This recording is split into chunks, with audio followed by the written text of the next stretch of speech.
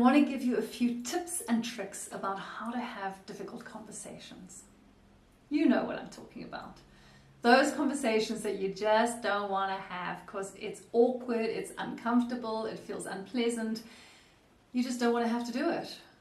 But sometimes it's really important that we do these things, that we have these conversations, that we speak our mind and make things right in the world. And so here are some tips and tricks about how you can go about having these difficult conversations in a way that is more easy, that is more gentle and kind, that gets more of what you want out of them. The very, very first thing that you need to do to have a difficult conversation is that you have to separate yourself from that thing that makes it feel personal. We've always got our own little story about what's going on. And that story that we tell ourselves is so often makes an experience that we've had feel like it's all about us. It's very personal. It's very much about us. So let's say you have an employee and they keep coming in late to work and you need to tell them this is not on. There's a sense sometimes that this coming in late is disrespectful. How could they do it? How dare they do it? It's not okay. They're treating you badly. They're treating the other employees badly. Boom, boom, boom, boom, boom. A whole story arises. Them coming in late to work suddenly feels very personal, disrespectful. But actually the chances are that them coming late to work has got absolutely nothing to do with you and everything to do with themselves.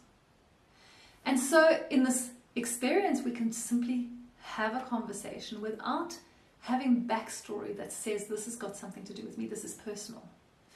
Because when it feels personal, we get all shook up.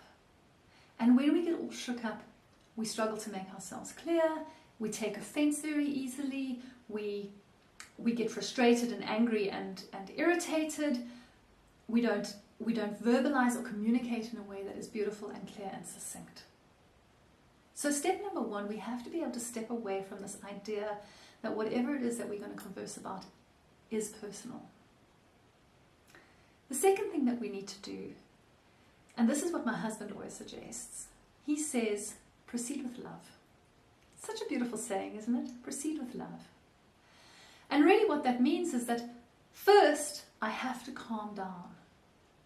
I have to be settled about this thing. I have to not have this conversation running in my head.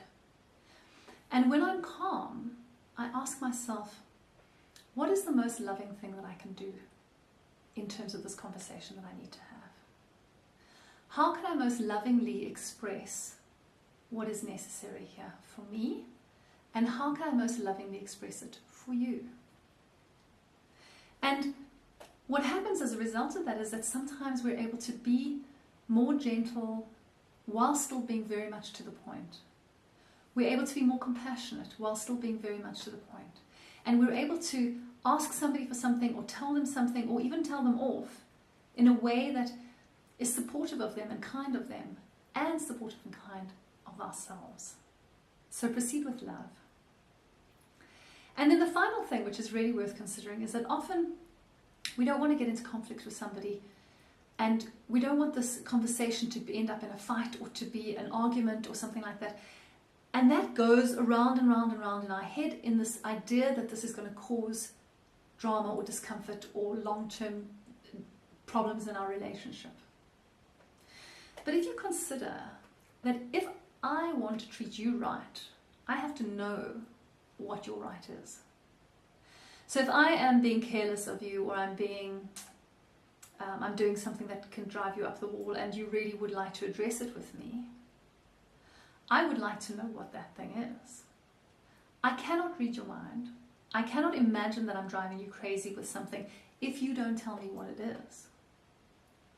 So if you think about these difficult conversations as a favor to somebody, I'm doing you the favor of letting you know what's okay and what's not okay.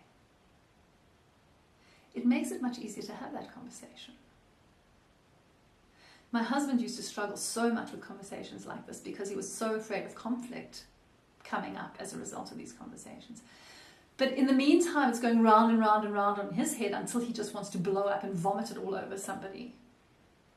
So in relation to that, it's a much bigger favor to come right out immediately and say, look, that's not going to work for me, than to wait until you've made it into such a huge drama that you just can't hold yourself back and everything is a problem.